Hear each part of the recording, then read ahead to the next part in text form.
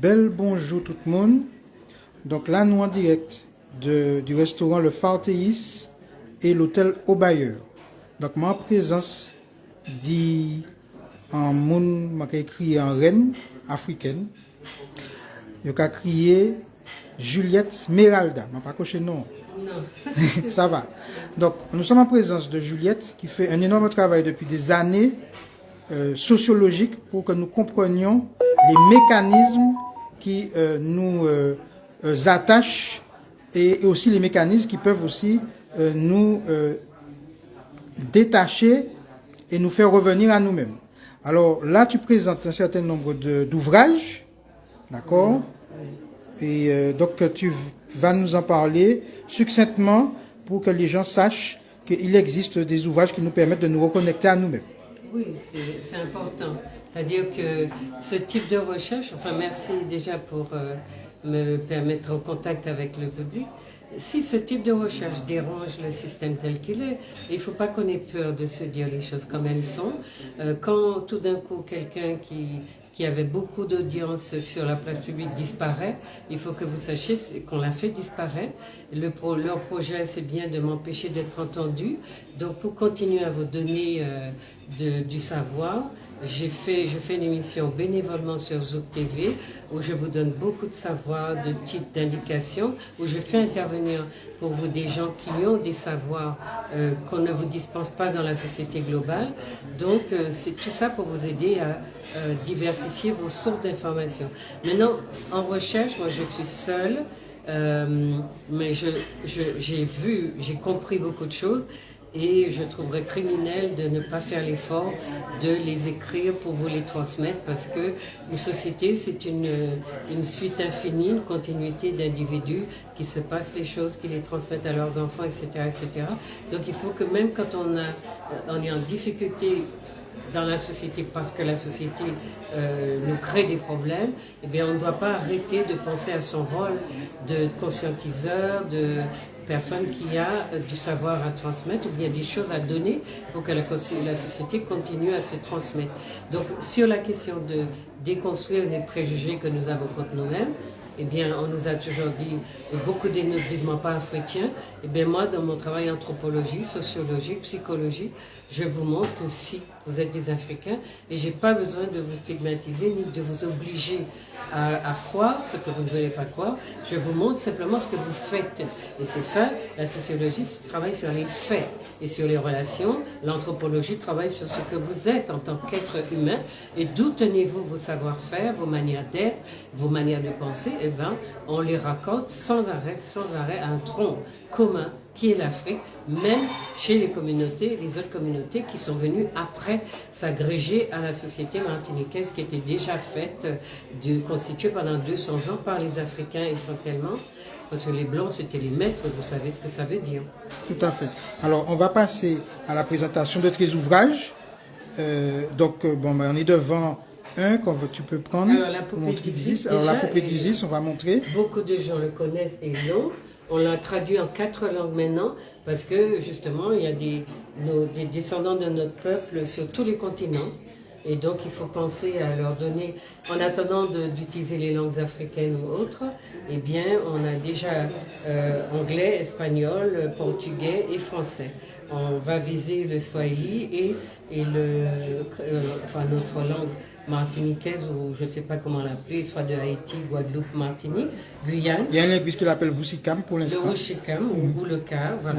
Voilà, donc ça c'est pour donner à notre petite fille confiance en elle, pour qu'elle n'ait pas envie de s'abîmer, pour qu'elle s'identifie à leur poupée qui a les mêmes cheveux qu'elle et qui va les aider à avoir confiance en elle dès petite. Parce que quand on a brisé la confiance en soi d'une personne, il ne faut pas attendre 20 ans pour essayer de la reconstituer, elle n'y arrivera pas. Il y aura toujours des lésions, des blessures et des choses qu'on ne va pas pouvoir recolmater. Donc apprendre à nos petites filles dès le départ à s'aimer, à respecter leur corps et leurs cheveux, leur couleur de peau, parce que la mélanine est fondamentale.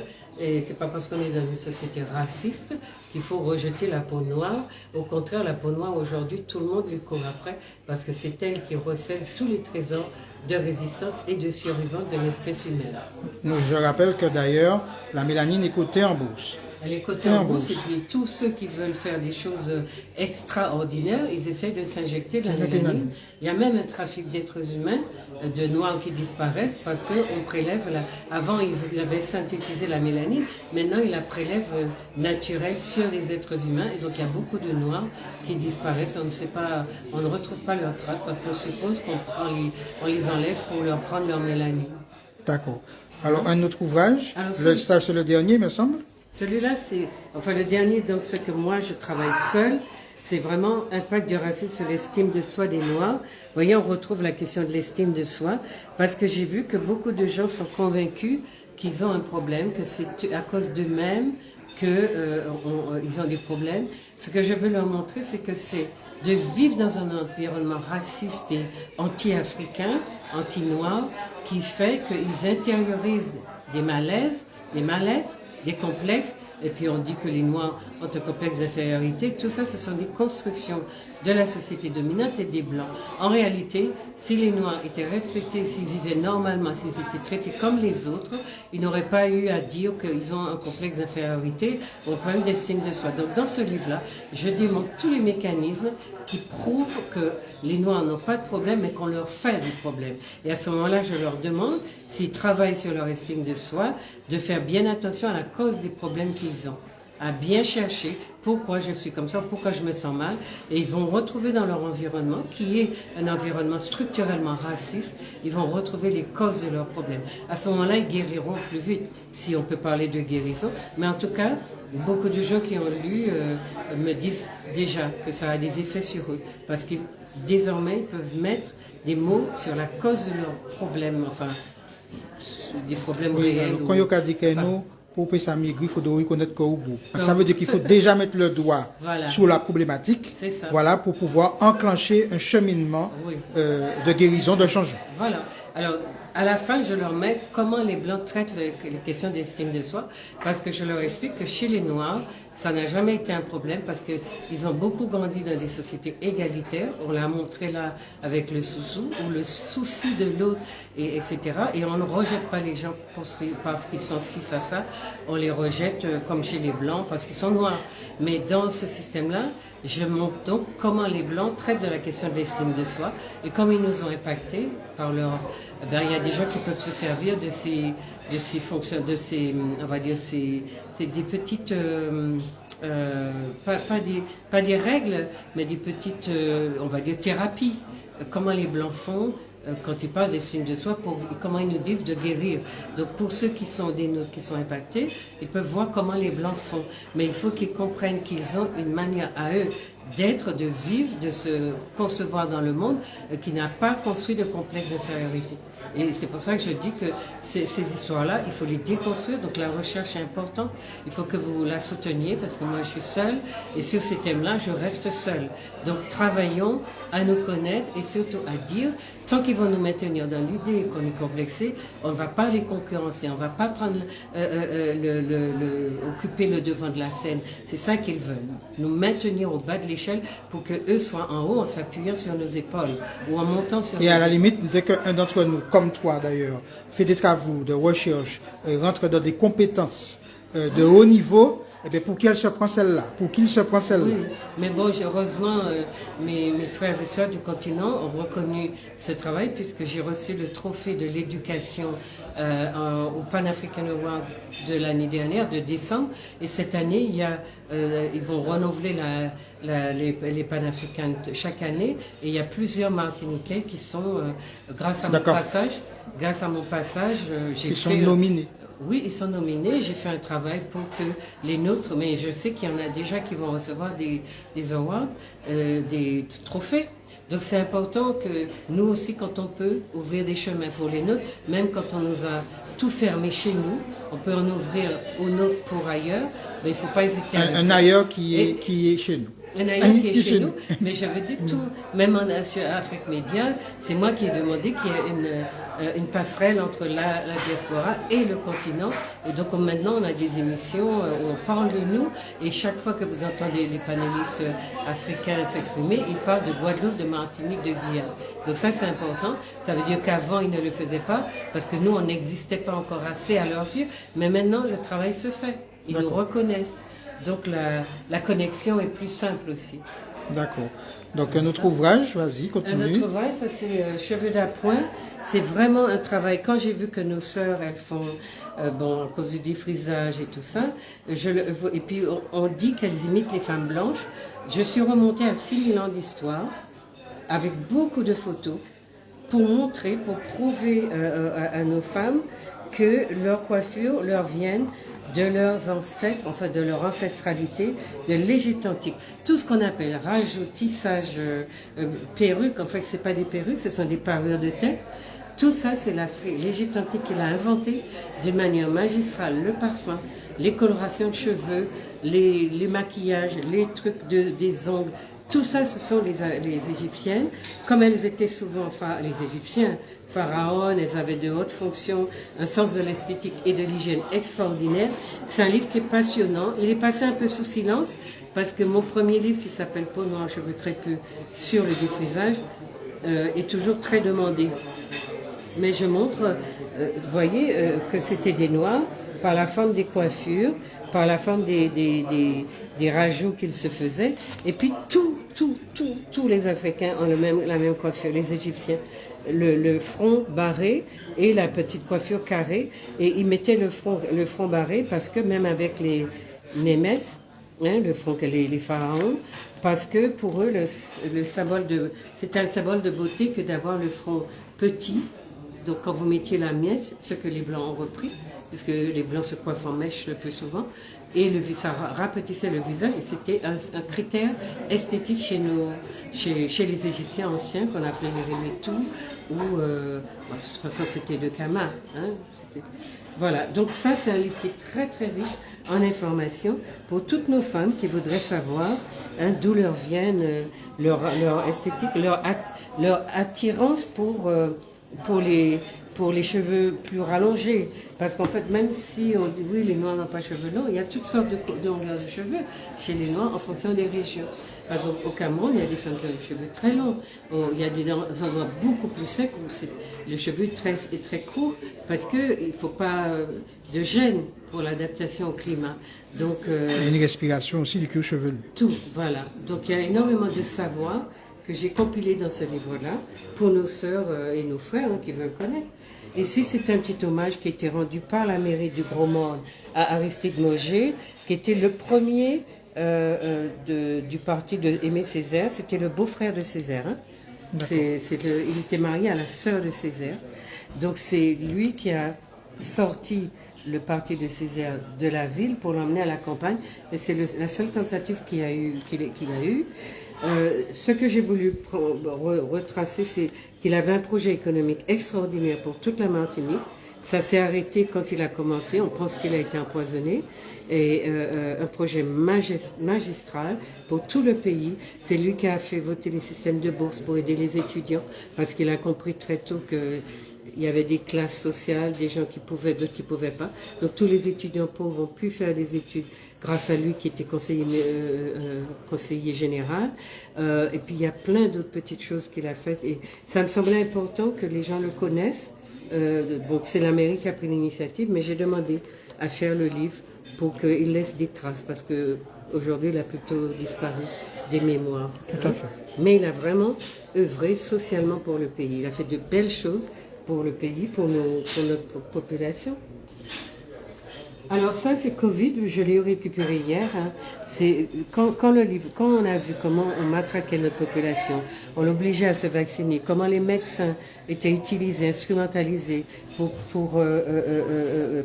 comment on dit ça, pour condamner, enfin obliger les gens à prendre le vaccin. On nous a traités de tous les noms. J'ai demandé à mes quelques amis de faire ce travail collectif. Donc chacun a apporté sa petite pierre à l'édifice. Bon, les noms qu'on voit, c'est Mireille Pierre-Louis, c'est la femme de Moshoashi. Donc il y a Moshoashi là, Mireille Pierre-Louis, Milka Valentin qu'on connaît, il y a moi, et puis il y a Luisito Ventura. Donc nous avons essayé de proposer une analyse sur ce que signifiait cette manière qu'avait le pouvoir d'obliger des gens à se vacciner. Aujourd'hui, tous les gens dans le monde entier réalisent que c'était un massacre, que c'était pas indiqué, que c'était pas un vaccin, mais tout notre petit peuple là de rien du tout, que tout le monde ignore, a été un lanceur d'alerte extraordinaire qui a été entendu par le monde entier. Puis il y a eu beaucoup d'autres lanceurs qui ont voulu. Mais en tout cas, aujourd'hui, tout ce qui se fait là nous donne raison à nos peuples, Guadeloupe, Martinique, Guyane. Et nous voyons que, comme pour 2009, comme pour de grandes dates, notre peuple a raison. Ça veut dire que nous sommes habités par une conscience. Et puis, nous n'avons pas peur de nous opposer quand il faut, et même si on nous punit beaucoup. Donc le livre, c'est parce que Dieu ne nous a filmés. Oui. Donc je pense que là, parce que là aujourd'hui, ce livre est très intéressant. Oui. Depuis quelques jours, nous-mêmes, nous rencontrons beaucoup de personnes qui ont des effets secondaires importants, avec des problèmes cardiaques, de myocardite, etc.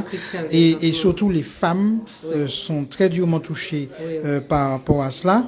Et certains médecins non inféodés à l'industrie pharmaceutique, certains chercheurs, dont un décédé, le professeur Montagnier, disaient qu'il fallait attendre une période entre 3 et 5 ans pour avoir véritablement le recul des effets véritables et néfastes de cette injection, de cette thérapie génique en réalité. Et donc on le voit. Donc les gens qui se pensent bien portants à l'heure actuelle, alors qu'ils ont pris la vaccine, nous les invitons, les injections, nous les invitons à se rapprocher de notre pharmacopée et de nos plantes médicinales pour justement tout ce qui est fluidité du sang, pour les problèmes de caillots, etc.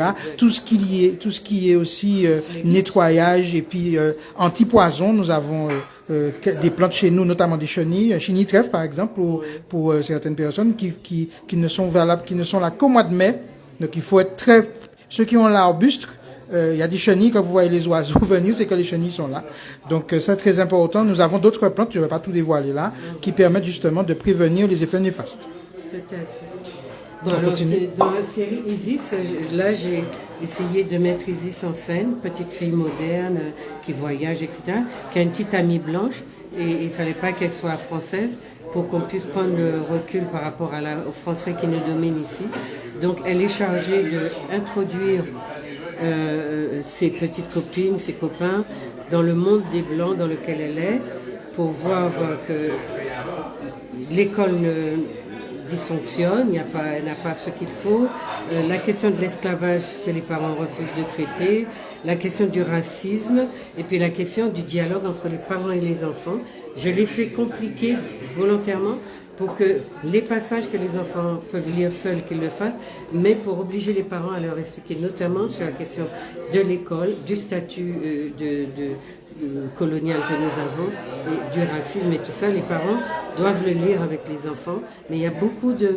J'ai surtout pensé à la difficulté que les parents ont d'aborder certains thèmes.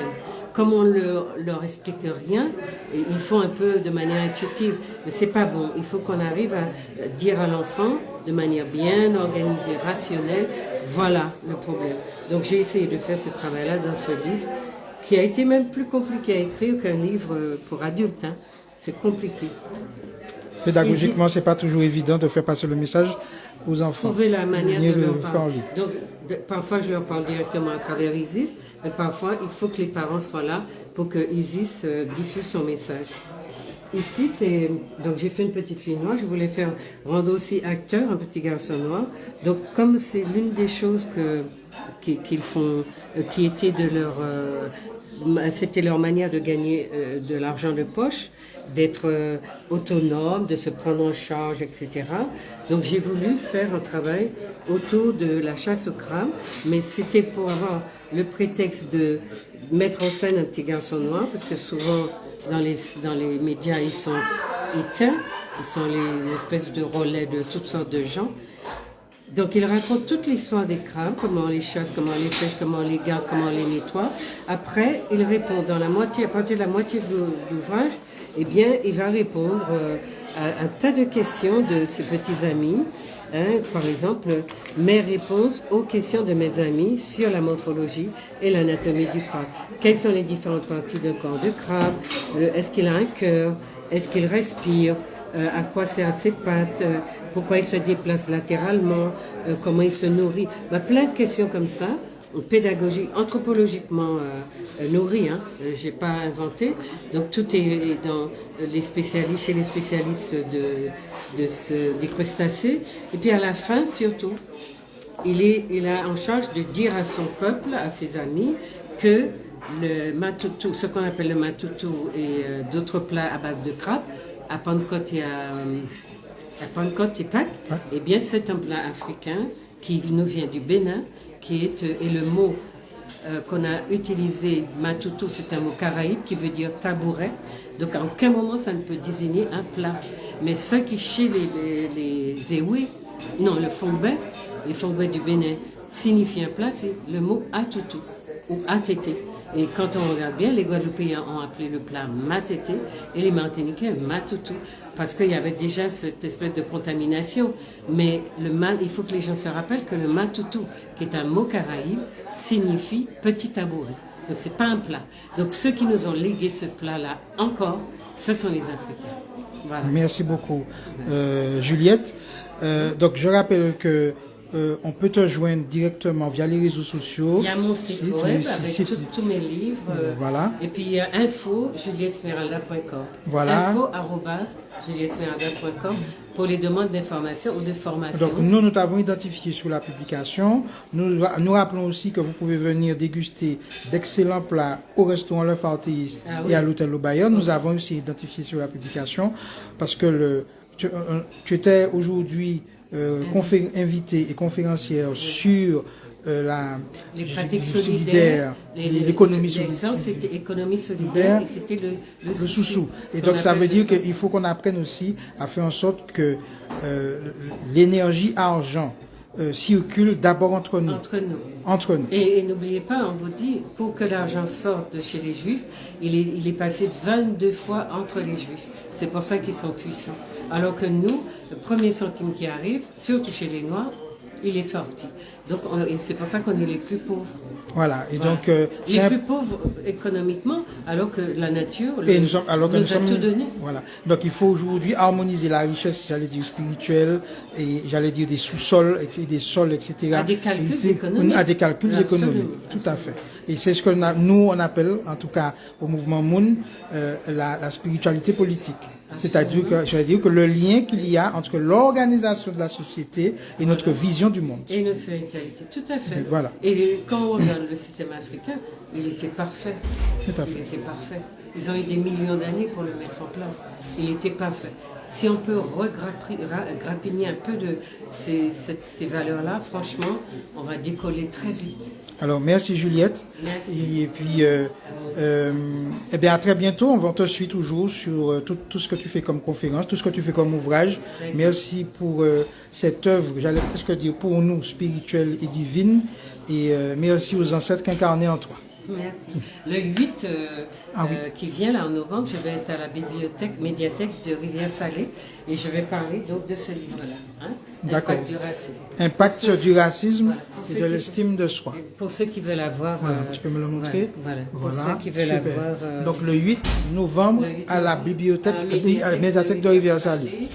18h. 18h. Voilà. D'accord. Merci beaucoup. Merci.